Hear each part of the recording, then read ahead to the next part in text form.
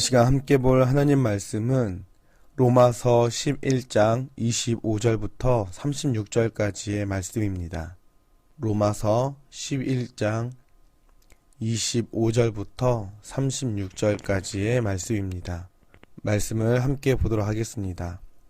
형제들아, 너희가 스스로 지혜 있다 하면서 이 신비를 너희가 모르기를 내가 원하지 아니하노니, 이 신비는 이방인의 충만한 수가 들어오기까지 이스라엘의 덜어는 우둔하게 된 것이라.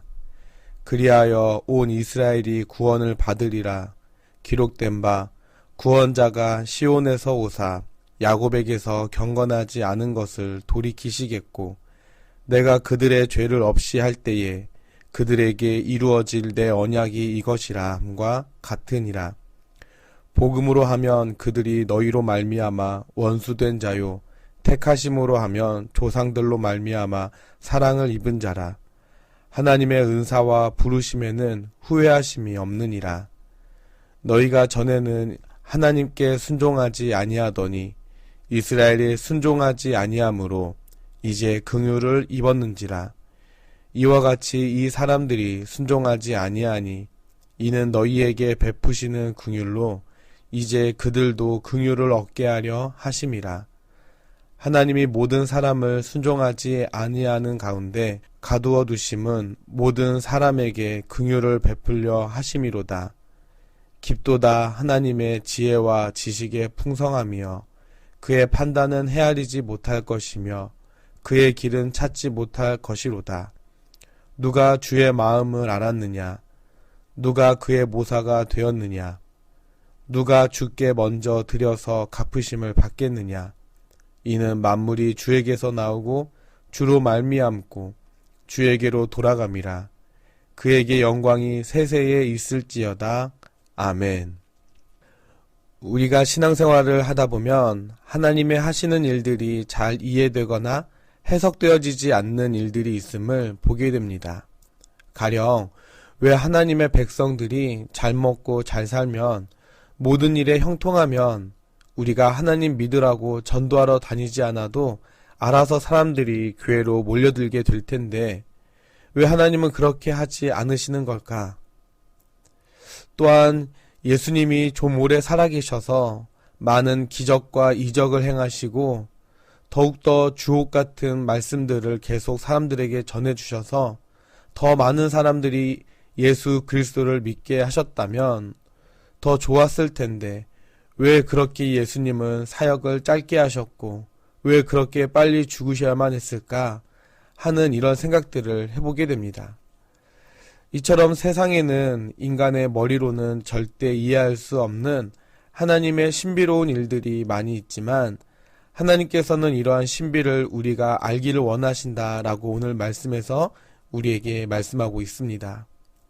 그렇다면 과연 우리가 알기 원하는 신비란 어떠한 것일까요? 첫 번째로 하나님의 구원 방법이 너무나 신비롭다라는 것입니다.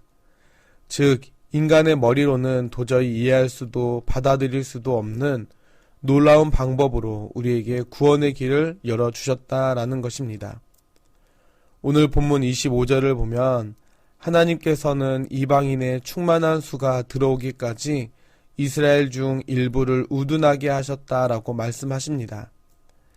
그리고 이스라엘의 그 우둔하게 된 일부를 통해 기독교를 배척하고 핍박하게 하셨습니다. 얼핏 보면 이해가 되지 않는 하나님의 역사입니다. 왜 그의 아들 예수 그리스도를 믿는 자들을 더욱더 흥왕하게 해야지 왜 핍박하고 배척받게 하셨느냐라는 겁니다. 그러나 하나님은 그렇게 초대교회 성도들을 핍박함으로 사도들이 뿔뿔이 흩어지게 하시고 결국 복음이 이방으로 땅끝까지 퍼져나가게 하셨습니다. 즉, 바울은 이사야 선지자의 예언을 인용하면서 이스라엘 백성들이 예수님을 영접하지 않으므로 그들의 자리를 이방인을 통해 채우게 하시고 다시 이스라엘로 들어오게 하셔서 결국 그들도 구원을 얻게 될 것이라고 말씀하십니다. 이와 같이 복잡하기도 한 하나님의 구원 역사는 우리의 머리로는 도저히 이해할 수도 받아들일 수도 없는 놀라운 신비입니다. 그런데도 오늘 29절 말씀과 같이 하나님은 비록 자기 백성인 이스라엘이 예수님을 영접하지 않았지만 그들을 부르신 것과 그들에게 은혜의 선물을 주신 것을 후회하지 않으신다라고 말씀합니다. 하나님은 부르심을 취소하거나 은혜의 선물을 회수하지도 않으십니다. 그러므로 그 부르심은 여전히 유효하고 그 선물도 여전히 그들의 것입니다. 그렇습니다. 하나님은 절대로 그들을 포기하지 않고 끝까지 최선을 다하십니다. 그러므로 우리는 여기에서 우리가 알아야 할 두 번째 신비인 하나님의 우리를 향한 끝없는 긍휼의 마음을 갖고 계신다라고 하는 사실을 알게 됩니다. 하나님께서는 끝없이 긍휼을 베풀어 주시는 하나님이십니다. 심지어 그 긍휼을 거부하는 사람들에게조차 베풀 수 있는 방법을 찾아서라도 긍휼을 베풀어 주시는 그런 하나님이십니다. 그래서 하나님은 주님 안에서 남녀노소, 빈부 귀천, 인종과 문화에 관계없이 모두 구원을 베풀어 주십니다. 우리가 하나님 앞에서 구원받을 만한 무슨 조건이 있습니까?